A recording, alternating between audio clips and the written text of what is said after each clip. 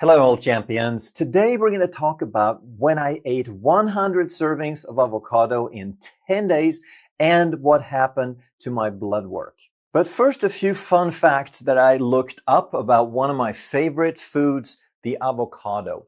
One serving is usually defined as 50 grams of the edible portion, which is about 1/3 of a medium to large avocado. Another thing is that even though we usually talk about it as a vegetable, it is actually both a fruit and a berry. And the origins of the avocado goes back a very, very long time. As far as 50 to 60 million years is how long avocado has existed. And during that time, it has been kept alive. The seeds have been spread by very, very large prehistoric animals. But since those animals became extinct about 13,000 years ago, it could no longer be spread by those animals, and the survival of the avocado since then depended on humans. So humans have cultivated and enjoyed avocado for over 10,000 years, and the area where it was first cultivated was in South America and Central America. And very often we're told that we should eat more fruits and vegetables, more fruits and vegetables. But I want to do a little comparison and show you what enormous differences there can be between different fruits. So the avocado is a fruit, and if we look at 150 gram amount of this fruit, and we look at the total carbs, we look at the fiber, we look at the net carbs, we look at sugar, and we look at the amount of fats, and we're going to compare it to an apple. So the avocado has about 13 grams of total carbohydrate, whereas an apple, a medium to large apple, has about 23 grams. So there is a significant difference, but they're still sort of on the same scale. But then what's really interesting, when we look at the amount of fiber, the avocado has 4 times more fiber than an apple. And so often we hear that apples, they're so full of fiber. They're such a fantastic source of fiber. If you check various lists on the internet, virtually all of them are going to have apple on there, but not necessarily every one of them are going to have avocado. And one of the biggest problems that we face today is insulin resistance and poor carbohydrate tolerance. So when we eat carbohydrate, then we break down that food, we absorb it, and it turns into blood glucose, which then triggers insulin. And if we do too much of that, we become insulin resistant, we become overweight, and we become metabolically unhealthy. So what we need to understand is that it's not carbohydrate per se, it's the carbohydrate that we can absorb. And we cannot absorb the fiber. And this is why we want to calculate net carbohydrates, which means we take the total carbohydrates and we subtract the total fiber. And now when we compare avocado to apple, we see that there's an enormous difference, that there's virtually nothing in the avocado that can become blood sugar, whereas almost everything in the apple becomes blood sugar. In fact, the apple has 7 times more net carbohydrate, things that can be absorbed into the bloodstream and become blood sugar. And when we look at the sugar, at the sucrose, the stuff that is glucose plus fructose, the things we really want to try to avoid when we have metabolic problems and insulin resistance and type 2 diabetes, now we see that there's this tiny, tiny little white sliver of sugar in the avocado versus almost all of the carbohydrate in the apple is sugar, meaning half of that is actually fructose. And while fruit like an apple or an orange or a pear is still infinitely better than added sugar like white sugar or high fructose corn syrup, it is still sugar. It's still a challenge. It's still a burden on the person that is insulin resistant. And when we compare the amount of sugar or fructose in these two, there's 41 times more sugar and fructose in an apple than there is in an avocado. So why is that we have sayings like an apple a day keeps the doctor away rather than an avocado a day? And why is the apple so much more popular on lists of healthy foods? And the answer is, of course, the fat. Because the avocado has 15% fat. So we have 23 grams of fat in a medium to large avocado. Whereas if you look at that tiny, tiny little sliver, it almost doesn't register. There's like 0.2 grams of fat in an apple. It's virtually fat-free. And this is why I believe the apple is so much more popular with dietitians and with people trying to lose weight, because we have this idea that it's still about calories and fat and eating low fat and fat-free and so forth. And indeed, the avocado has 154 times more fat than the apple. But we have to realize that all these metabolic problems that we're experiencing as a species have to do with the sugar and the fructose, which is half of this white bar, and the net carbohydrates that become blood sugar. So let's look at the first part of the blood work, which has to do with blood sugar control, how well the body manages blood sugar and carbohydrates. And the first classic marker is glucose. And the optimal range is anywhere from 65 to 88. And I would say if you're fasting, if you're doing an extended fast, at least 24 hours, it could go down to 65. Or if you're doing a ketogenic diet, it might be 65. If you're doing something a little more moderate and you're eating a couple of times a day, you probably want to be maybe like 72 or 75 to 88.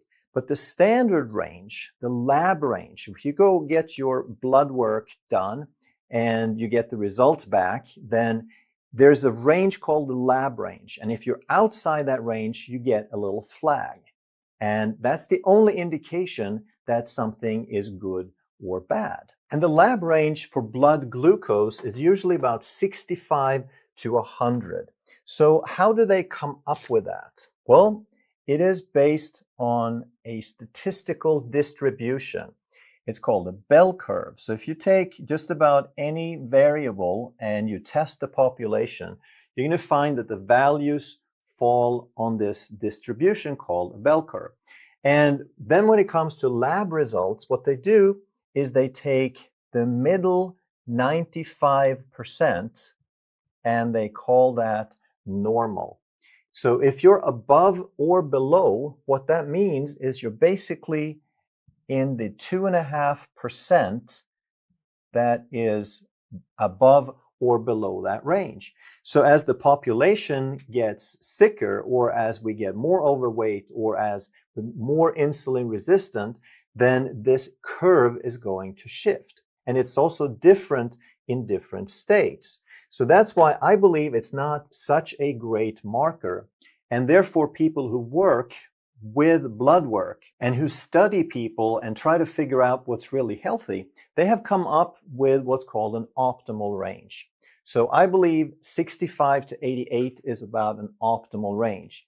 And before I was at 86, and after I was at 85. So basically no change, but it is inside this optimal healthy range. And glucose is a very useful marker, and it's simple to do, but a much better marker is called hemoglobin A1C.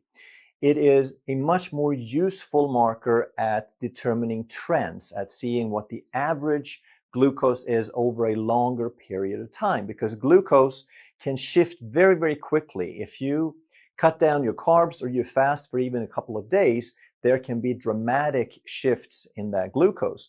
But the A1C works the way that glucose is going to stick to the proteins in the red blood cells, to the hemoglobin in the red blood cell. And then we can see how much of it is stuck. And the normal range, the optimal range, is 4.8 to 5.3. And the lab range, again, will go up to 5.7, and above 5.7, they call it pre-diabetic. So my numbers were 5.3 before and 5.3 after. So again, in the optimal range and no change. But then one more marker we absolutely want to test is called insulin, and it's a much better marker again than either glucose or hemoglobin A1C in determining insulin resistance rather than just blood glucose levels. And the optimal range here is anywhere from 2 to 5. That's a very insulin sensitive person would have a fasting insulin of about 2 to 5. And mine was 4.2 before and 3.9 after. So in other words, eating 100 servings of avocado did not change my blood glucose control really in any way. But the thing to understand about lab ranges here is that the lab ranges are a little wider, but not dramatically different than the optimal when it comes to glucose and A1C. They're within a few points. But when we look at insulin, this is where this trend is really changing when people are getting more and more insulin resistant and this curve shifts.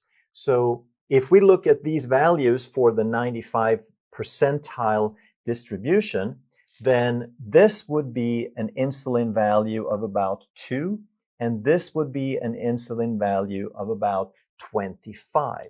So now the optimal range is actually down here. So this is how few people are actually metabolically really healthy, whereas the majority of the population are slipping into insulin resistance and prediabetes and even type 2 diabetes. So many people are going to be, by the time they hit 25, they're going to be type 2 diabetic. But if we only measure glucose, which is the variable controlled and suppressed by the insulin, we're going to completely miss that trend. So in the end, I actually ate 104 servings of avocado in those 10 days.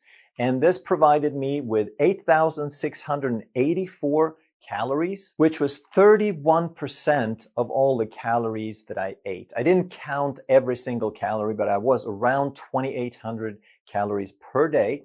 So this also gave me 102 grams of protein, 354 grams of fiber, only 96 grams of net carbs, and only 15 grams of sugar. So the vast majority of those calories came from 801 grams of fat. And again, we have a fat phobia as a culture. We've been told for so long that fat is bad, fat clogs up the heart, fat makes you gain weight, none of which is true.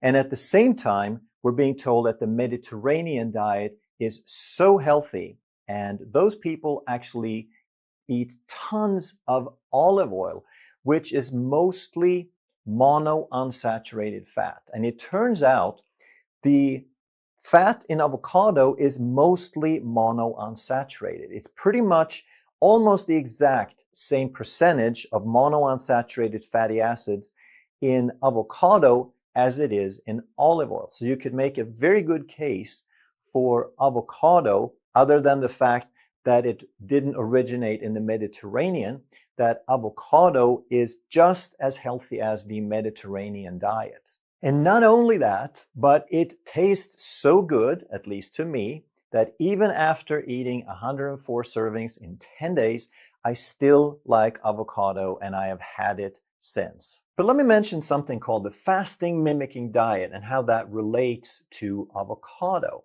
So the fasting mimicking diet is where you eat a certain way so that it mimics fasting, that you get virtually all the same benefits as a complete fast, but you're still eating some things. And the things you have to restrict is calories, sugar, and protein primarily. And there are companies that will sell you a kit where you have all these little pouches and all these little powders, so you can mix them up and you can make soups.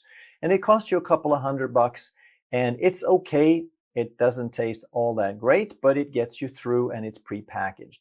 Or you can spend a significant amount of time and do the research and find all the recipes online and cook your own food, and in a way that meets the parameters. Or you could simply eat 3 to 4 avocados per day and nothing else. And what that would give you would be approximately 868 calories per day, which is almost exactly what you get on average if you buy that kit.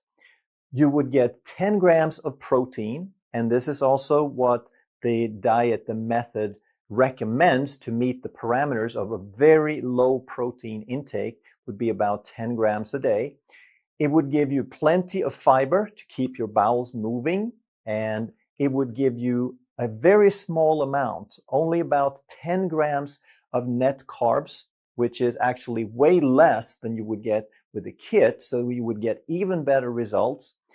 It would only have 1.5 grams of sugar, and of course, it would have almost all the calories as fat, 80 grams of fat, but again, this is the same type of fat as in olive oil. So 51 grams of the fat would be monounsaturated fatty acids, oleic acid, just like in olive oil. So with the fasting mimicking diet, they usually recommend that you do maybe 2 days a week and then you eat 5 days normally. Or you could just pick 1 day or 3 days, whatever you feel like. But if you wanted to try this, you could actually do this so simply, so inexpensively, and just eat 3 to 4 avocados. But I want to give you a little more detailed breakdown on how much nutrients there are in these avocados. So when I ate these 104 servings in 10 days, per day, I got the following nutrients. I got 35 grams of fiber, which is 118% of what they recommend that we get in a day. And let me tell you, that will give you some glorious bowel movements. Avocados are rich in iron. 3.2 milligrams will give you 40% of your daily iron. Magnesium, 38%. Phosphorus, 40%. Potassium, 77% of the potassium you need. You will get 32% of the zinc, and you will get 98% of the copper, and also 34% of the manganese that you need in a day. So these were the fiber and the minerals. Now let's look at the vitamins. You get 51% of your vitamin C, you get 33% of your vitamin B1, you get 57% of your vitamin B2, 62% of B3, 152% of B5, 115% of B6, and 116% of B9. You get 68% of vitamin E, and you get 91% of vitamin K. And now let's look at the next section of the blood work. So one of the benefits that they're talking about, the reason they say that the Mediterranean diet is so healthy, is that people get less heart disease, less chronic disease, etc. And most of that has to do with inflammation. So let's look at some of these inflammatory markers. And one of the most popular ones is called HSCRP, or high sensitivity C-reactive protein. And if you have an acute infection, this number could go through the roof. It could go into double digits or even higher. But when you don't have an acute infection, then it's supposed to be 0 to 1. Again, the lab range is 0 to 3. And a lot of people with inflammation and metabolic disease are going to have 5 and 6 and 7. But you really want it to be as close to 0 as possible. And before, mine was at 0.83, and after it was at 0.22. So this would fit the idea that a diet like the Mediterranean diet, which is very low in processed foods and very high in monounsaturated fats, would lower inflammation. Another important marker is called homocysteine, and we check that on every blood work in the office. Because it's an inflammatory marker, it's an independent risk factor for heart disease. And what it is, it's an intermediary metabolite in the body. So it is produced as a byproduct of certain things the liver does, but then we are supposed to convert the homocysteine into something harmless, and eventually it becomes glutathione, which is our body's most important antioxidant. But if we don't convert the homocysteine effectively, if we're missing certain factors, mostly B vitamins, or if we have a genetic predisposition, if we have a defective or an alternative MTHFR gene, then we don't convert it so well. And the lab range, again, closer to 0 is better. The optimal range is 0 to 7. The lab range is 0 to 15. But if you have 13 or 14, that is really way, way too high. If you're at 8 or 9, then I would not maybe worry about it so much. But anything higher than that, you want to look at some supplementation to start taking care of that. Now, mine was at 10.7 before, and afterwards it was less than 3, which interestingly is the lowest value I have ever recorded. Another interesting marker is ferritin, and it shows us two different things. On the one hand, it is our best marker for iron reserves, and menstruating women who are in childbearing age and have heavy periods, they are often very low in ferritin, even if their red blood cells and their hemoglobin is normal. And if they're losing blood, then the ferritin is low. That means they are close to running out. On the other hand, very, very high number of ferritin could indicate iron overload. It could indicate a disease called hemochromatosis if you get very, very high. So the optimal range is typically 40 to about 250. And some people put it even a little bit lower, like 150 or 200, which could indicate, if you're a little higher than 150, could indicate inflammation. But if you're way high, if you're like 600, 800, or over 1,000, then it is probably iron overload. And that's something you want to watch. You want to check ferritin on every blood test because it's very inexpensive. And if you have extremely high numbers, hemochromatosis is a very serious condition that can cause severe liver stress and pancreas stress. But the way ferritin can also show us inflammation is that inflammation causes cellular damage. And ferritin is supposed to be inside blood cells. That's where it stores the iron for the body. So 60% of the iron in the body is red blood cells, 40% is in the ferritin on average. And then if the cell breaks, now some of this ferritin spills out and we get elevated levels in the bloodstream. So my numbers were 334 beforehand and 231 after. So these numbers don't tell us anything absolutely definite, but they are all good indications. And that's the idea of blood work, is that you look at multiple markers and you see where the trend, where the big picture is heading. So now let's look at the traditional cholesterol panel, where they measure total cholesterol and they want that usually to be under 200. And in my opinion, this is an almost irrelevant marker. And I believe that optimal values are between 170 and 270. And we're going to talk about some other things that are much more related to actual risk. So my number was 239 before and 211 after. Then we look at LDL. And again, traditionally mainstream, they want to see that under 100. And I'd like to see it between 100 and 170. It wouldn't be a disaster if it went down into 80 or 90, but again, we'd have to look at the rest of the panel to try to figure out why. And my LDL went from 154 to 117. And then we have HDL, or high density lipoproteins, as opposed to low density lipoproteins. And traditionally, they speak about LDL as bad and HDL is good. But in reality, there's only appropriate LDL and appropriate HDL. The body manufactures exactly what it needs based on the circumstances in the body. And typically, we want to see HDL between 55 and 75. And if you have cholesterol that's a lot higher, like 270 to 300, and that could be normal for you, then you probably want to see HDL a little bit higher than 75 also. My numbers were 69 before and 72 after. And then we have a marker called triglycerides, and this is the fat in the blood. And it's circulating so that we can get energy to the cells. And there is a particle called VLDL, very low density lipoprotein, that is just full of these triglycerides.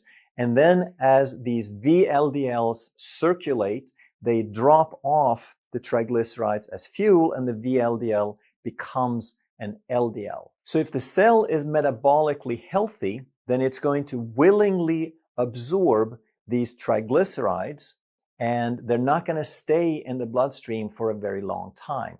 But if the cells are resistant, as in insulin resistant, fuel resistant, then they're not going to accept these triglycerides, and then that number goes up.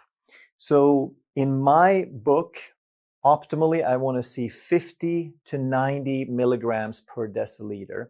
The lab range goes up to 150, but again, a lot of the people included in that lab range are not metabolically healthy.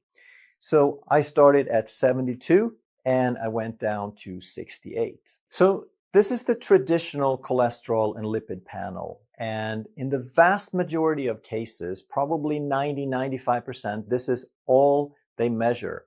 And then if you are over 200 for total or over 100 or 120 for LDL, then they suggest that you get a statin medication. But this is not where you get your true risk assessment. Instead, you want to look at the detailed cholesterol. You want to look at the particle counts and the size. So here the first marker is LDLP, or the LDL particle count. And ideally, we'd like to see 500 to 1,500 particles. And here I went from 1,232 down to 1,009. So there was a significant reduction in the LDL particle count. And why is that important? Because it's not the weight of the cholesterol, it is the number of particles as they bump up against the inside of the blood vessel wall. The risk of these particles getting through is going to be higher the more particles we have, the higher number of particles. But the other factor that matters is the size. So the smaller the particles are, the easier it is for them to slip through these gaps and cause problems. So here there's not really a range. Typically they say that you should have less than 500, and here they say that your particles should be less than 1,000. So they pretty much allow you to have 50% of your particles as being small. But to me, that's not a great sign, because if you have 50% of the particles being small, that means a lot of them are small and a lot of them are damaged, because it's inflammation and glycation, meaning that sugar sticks to them, and oxidative stress. So all the same things that are associated with heart disease and with plaquing, they cause that because they cause the particle to shrink. So I'd like to see that number as low as possible, and ideally under 20%, not under 50%. And my numbers went from 354 down to 194, and I'll give you the percentages in a second. The other thing is we want to measure the average size. And of course, all these are dependent on each other, but it's nice to get these numbers on paper. So when they count the small particles, the number of small particles, they count the particles that are less than 20.5 nanometers. But ideally, you want to see the average size being 21.5 and up. So typically, you're not going to see a number over 23, but I've seen a lot of people with numbers in the 22 range. And mine went from 21.4 and up to 21.6. So again, this matches what we saw. We saw a decrease in total particles. We saw a decrease in the number of small particles, and we saw an increase in size. So this is very consistent. And when we look at the percentage of the LDL particles that were less than 20.5 nanometers, we saw that I'm going from 29% down to 19%. So these are much more important indicators of heart disease risk than total cholesterol or LDL. So when we look at the LDL particle count and the size, the take-home message is that these things can change very quickly. They can change dramatically. So I did a video before where I fasted for 100 hours, and afterwards I had less than 90 of a count for these small particles. But another time, I ate junk food. I ate the average standard American diet with ultra-processed foods for 10 days, and then it went over 600. So you can see these numbers can fluctuate in the same person in a very short time. So your lifestyle and the food that you put in the body matters tremendously, and it changes quickly. At another time, I've done various experiments, and I have been as low as under 900 on the total particle count, and after eating junk food, I've been as high as 1700. So we got a factor 1 to 2 here of the total particle count, which is really indicative of your heart disease risk. And it can change that much in 10 days. And just to reinforce that idea a little bit, that we all have genetic tendencies. And then you add your genetic tendency to your lifestyle, and now you have a trend going from the very moment that you're born. And that's a predisposition. But then we want to understand that this metabolic health, these problems, they take a long, long time. You don't see type 2 diabetes, you don't see atherosclerosis in kids typically, even though that's changing with how much sugar we're feeding them. But it takes years to decades to develop these problems. And even though we have genetic tendencies that go throughout our entire life and problems that have taken decades, even with that, we can make changes in our lifestyle and we can change our blood markers in a matter of days to a few weeks. That's how powerful it is to change your lifestyle. So if you want to learn more about how blood work operates and understand more about the intricacies so that you can really take charge of your life, I have created a course where you can learn all these markers and the physiology and the mechanisms in the body of why the markers turn out one way or the other. So then you can also get blood work that matches what that course says, so you can figure out what's going on with you. And if you still have questions, then my telehealth team at the clinic, they can offer a consult where they can sit down with you, take your history, and go over and explain your blood work to you. But it would still be very valuable for you to have the course if you're interested, because then you would understand a whole lot more of what they're talking about. So now as we're getting into the holidays, we've created a few packages where you can give someone the gift of health. And I'll put some information down below where you can go check that out, and you can give this as a gift to someone that you care about, or give it to yourself, and then you can start taking charge and get healthy in the new year. If you enjoyed this video, you're going to love that one. And if you truly want to master health by understanding how the body really works, make sure you subscribe, hit that bell, and turn on all the notifications so you never miss a life-saving video.